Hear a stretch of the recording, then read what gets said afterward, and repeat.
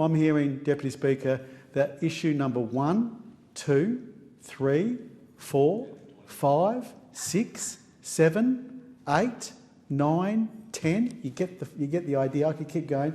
The issue 1 to 10 and on is cost of living, Deputy Speaker. We have families who are really doing it tough, really worried every day about their family budget, worried every day about how much money have they got to spend on food for their family, for their children, worried can they afford to send their children on an excursion, worried have they got enough money to put petrol in the car for where they need to go this week, and the list goes on and on and on and on and on. Now, Deputy Speaker, the disappointing thing about this is this government is a bit late to the party that this is an issue, right? The average family, and I say this to people in the community, I think sometimes the people are under pressure, believe me, but sometimes you'll talk to members of the press especially, and you'll say, look, the average family is about $35,000 a year worse off. And they go, well, how do you come up with that? I mean, that is obviously the typical thing that maybe an opposition would say. And then I refer them to the people who do this analysis. And then they sort of work it out and go, oh yeah, over $20,000 of it. So the average mortgage in Australia is around $700,000 to $800,000. It's the average family. So some people have more. I mean, probably shouldn't name him, but my son has a bigger mortgage than that. He's a 27-year-old. He's just bought a place in Sydney for a lot of money. So there's a lot of people with more than a $700,000 or $800,000 mortgage. And we've had, under this government, interest rates go up 11 times. Under this government. Now, they'll make up a whole lot of reasons that blame other people or not accept responsibility for that. Don't look here, it's got nothing to do with us. But 11 times under them mortgage rates have gone up. Now, you'd say, okay, well, they can't help that. But the thing is, they said that before the election in 2022, Deputy Speaker, and I'm sure you remember this, they said mortgages would be cheaper under them. So work that out, okay? So then the other things that have made the other $10,000, health costs are up, education's up, food's up, housing's up, rents are up, finance and insurance up, and energy costs are up. Now, energy costs are up. Gas in it alone is up 33%, but energy costs are up an enormous amount of money too. Now, you might say, well, why is that the government's fault? Well, why that is the government's fault, Deputy Speaker, is because the government misled the Australian public before the election. Now, they actually, you might say, oh, well, everyone gets it wrong, but before the election, on I think 90-odd occasions, the Prime Minister said the electricity bill was going to go down by $275. Now, not only did he say that, Deputy Speaker, but he actually said that it was the most modelled government policy in the history of the country from opposition. So not only was he saying it was going to go down, he said, and we're going to stand by this because the modelling we have done on this is the most sophisticated by an opposition in Australian political history. Well, even after the election, he was saying this for a little while, but then about 2 months after the election, suddenly was like,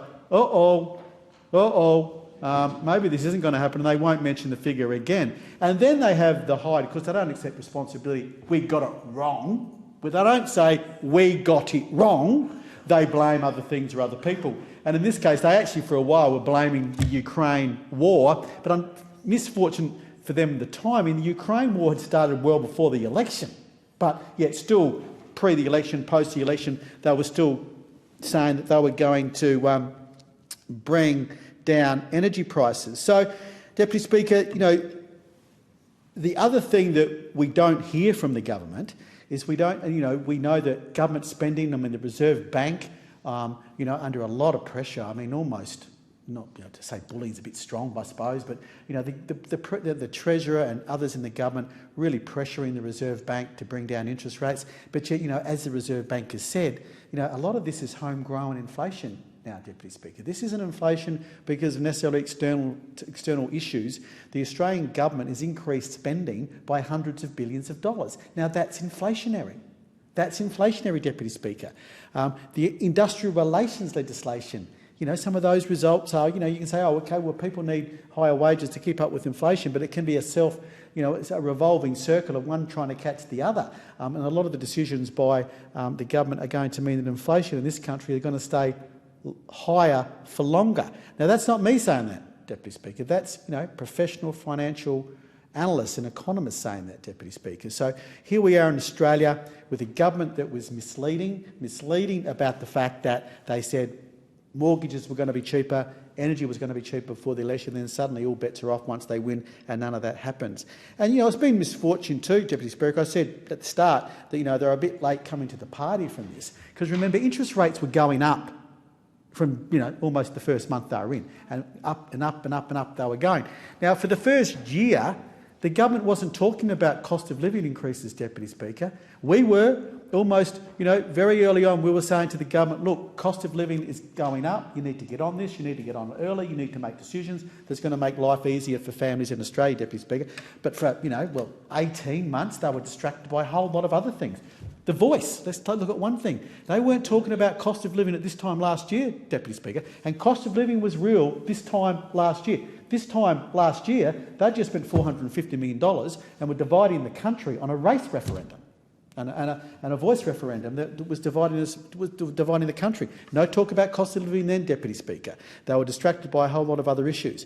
Energy, I'm here with the member for Hinkler, almost feel humbled speaking about energy in front of him, Deputy Speaker. He's forgotten more about energy and how it works and the prices and what drives it, prices and production, than most people know in this chamber, Deputy Speaker. But, their energy policies they have with their their reckless renewables only policy, Deputy Speaker, means that energy prices have gone up. The countries who have the most reliance on renewables, Deputy Speaker, have the highest prices. And this reckless policy they have means that our energy prices have gone up in the last 2 years, some of it on the back of the government policies. And one thing they never want to talk about is some of the costs associated with this, but let's take one of them. Intuitively, you go, okay, the sun shines, the wind blows, that's free, right? You don't have to generate it. Yeah, the member for Hinkler just shook his head. The member for Hinkler just shook his head because, it's a fallacy, right?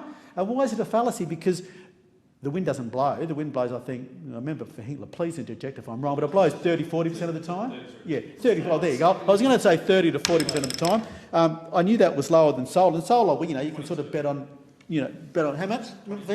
How much? 22%. 22%. I was going to say high. It's actually lower than the wind, is it? So the sun's shining. You can rely on the sun for 20. Let's round it to 25, remember Hinkler. 25% of the time. The wind's blowing for just over 30% of the time. So the issue that makes renewables expensive is you need a backup. And whether that's battery technology that doesn't even exist yet, whether it be gas, which we obviously will need to look at, or a base load that needs to be ready to go when they're not working, but all that adds to the cost of your energy. Now, the other thing they don't like talking about or never mention is, of course, is it 28,000 kilometres? No, is it 28,000 kilometres of new transmission system and poles and wires that you're going to have to build? Because, of course, we had a solar program when in government on people's roofs. That's pretty simple. It's connected to the poles and wire system right now.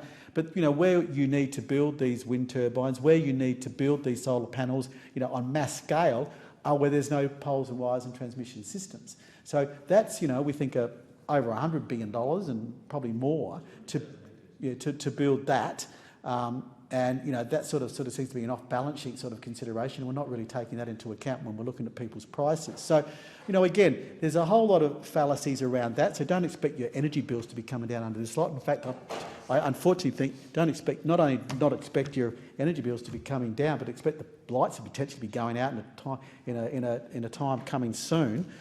So again, lots of bad decisions by this government, Deputy Speaker. As you know, I know you agree with me on issue 1 to 10. I know you might not agree on everything else I said today, but I know you agree with me on that. And unfortunately, there's many decisions, many policies that this government's making that is accentuating the cost of living crisis in this country.